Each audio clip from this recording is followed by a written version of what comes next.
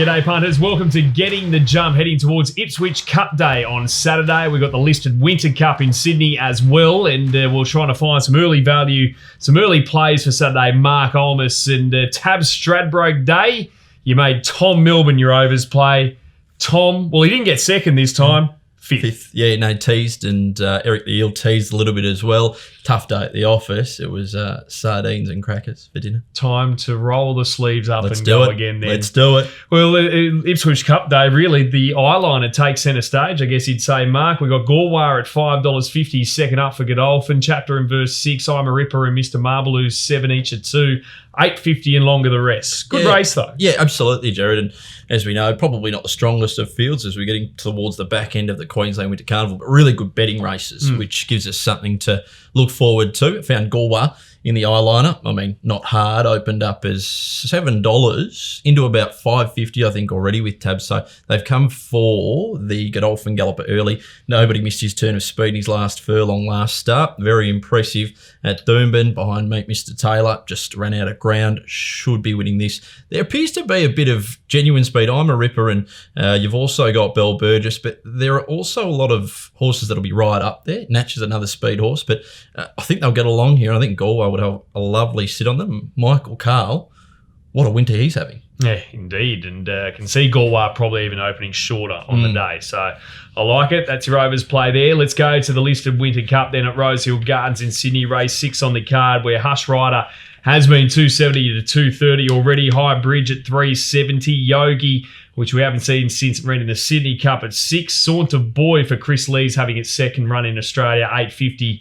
Double figures and longer the rest. Can Hush Rider repeat, coming off its win in the McKell Cup for the Waterhouse Bot Stable? I was hoping we wouldn't have to back over the McKell Cup, Gerard, with High Bridge coming from last and just teasing us again. We made him an overs play on the day. He was super. You don't get a price about Hush Rider or about High Bridge here today.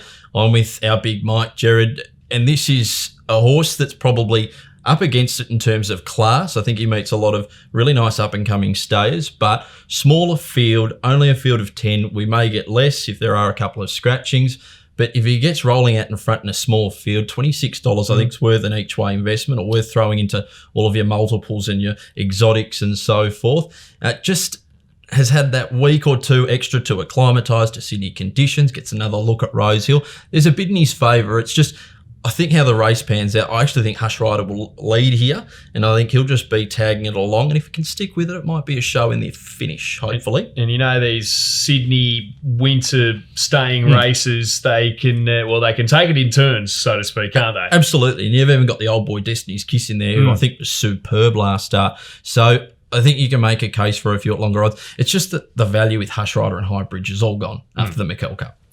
Okay, let's go to over-unders now. Well, overs or unders. And firstly, you're going to Rosehill or staying there in the first race, a 2-year-old that's already $2.50 into, well, odds on. This is one of the better races of the whole day, Gerard. I'm really excited for this because I think there are a couple of really nicely bred horses, but horses that'll definitely improve as 3-year-olds.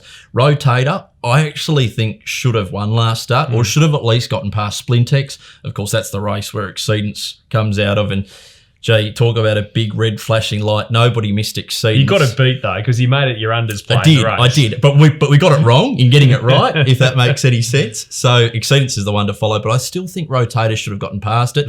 Look, maybe a bit of ring rust. I think it's the pot at now $1.90. You've got horses like Memphis Rock, who I'm willing to forgive out of the Varley Redout's choice at Caulfield. Looked to have everything run to suit, but a really nicely bred galloper. Blazing Miss also has Exceedance form, led Exceedance up as a favourite a couple of starts ago at Wyong, and then it was good at winning last start at Canterbury. There are a couple you can make cases for, Minted, Enforcement, even Intrepidatious with a couple of trials. I just think it's very beatable Rotator. Would have liked to have seen it beat Splintex. How many times you see well back 2-year-olds too, particularly backed into odds on that let the punters down, but certainly has its case to win as well. Let's go to race number 5 at Rosehill. Heavily back last start. This race over 1,800. Quackerjack, heavily back last start when it won just the other day. Yeah, just the other week on the 1-week backup. I guess that's somewhat of a concern. Only other time off a 7-day backup was beaten, but that was a little while ago. This horse has clearly improved, and gelding operation has made all the difference.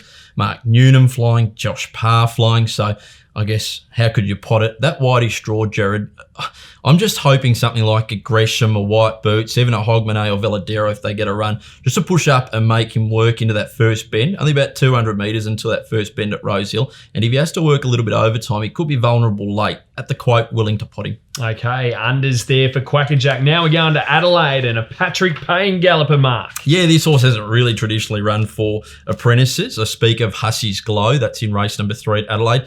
I really like the 2 McDonald and Lewis runners here. Gerard, Super Swoop, just putting it together. And the other runner that's had 20 starts, Lala Lucci, can certainly make it 2 in a row. So I think the Lewis runners are the ones to beat here, and Hussey's Glow's come up 2 short around 240. 3 unders plays there, I think. Yeah. We'll try to get them beat.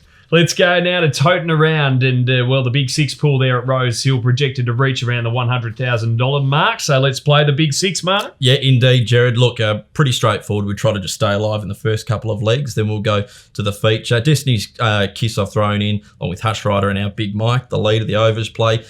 Jordan Fresh is an interesting one, the second last of the day. Sylvia's Mother hard to beat first up. Huge go for Sylvia's Mother early. I understand why. And trial was sensational. It was brilliant. And Capperjack in the last one out, Gerard.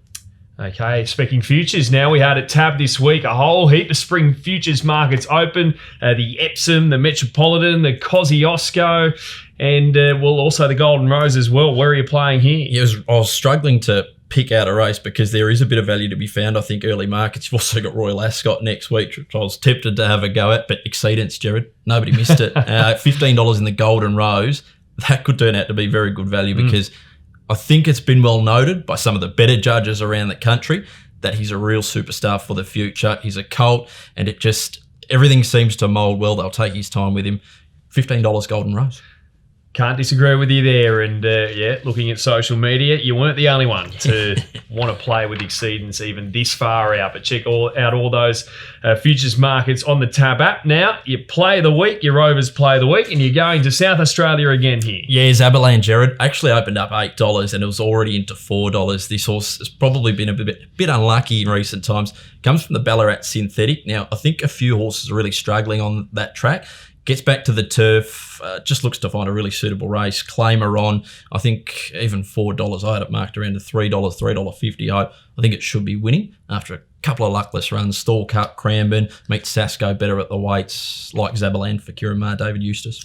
I'm in Sydney, race 4, number 3, Denawi, which, did you see its trial by any chance? I'll show you anyway Which after one? If you haven't. That's the second trial, yeah. particularly past the post there. Looks like it was certainly had plenty left in the tank. 2 trials heading into this, and it's been gelded. Yep. And ran in Golden Roses. Only had the 1 run earlier this year. That was in the English Sprint behind Fiesta, where it didn't do much. On debut, beaten by who? None other than the Autumn Sun. There's plenty there to recommend. Military Zone, I think it ran second to as well. Yep. Won the Ming Dynasty, but it's that gelding operation in the trial. The trial the other day. You're getting around the $7 mark in a pretty competitive betting race. And there's some horses in form. Yeah, no, I like it. So Denawi's my play there. Saw some nice bets for it early doors as well. But one to watch, I think, going forward as well. I think he's got some talent, Denawi. So anyway, we'll play there for Timmy Martin, Sam Weatherly getting the claim too from a middle barrier. Looking forward to it, Gerard. Hope everybody rugs up if they're going to the races. Just enjoy the coverage on Sky even. Absolutely. Big day at Ipswich, of course. And don't forget, getting the jump each and every week heading towards the end, I guess, of the Queensland Carnival. Tats Tiara coming up. Should be a beauty as well. We'll be into the spring features before we know it, Gerard. Click our fingers, we'll be there. Catch us each and every week on the Tab blog.